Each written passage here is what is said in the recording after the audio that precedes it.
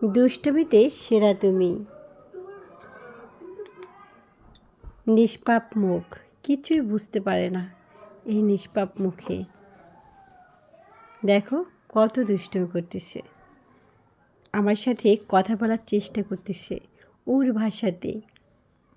আমারও খুব ভালো লাগে ওর সাথে কথা বলতে। আমি যখন ওর দিক তাকাই না, তখন আমার পা যদি ওর পার কাছে থাকে, সে পা দিয়ে ধাক্কা দিতে থাকে। আমি যেন ওর দিকে তাকাই।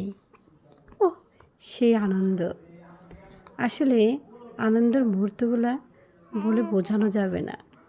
তোমরা দেখতেই পাচ্ছ, ওর মাত্র 2 মাস বয়সে সে অনেক কিছু শিখে গেছে, মনে হয় অনেক কিছু বোঝে। ঠিক বলছি না বলো? ভালোবাসার গল্প, গল্প শুধুই গল্পই থেকে যায়।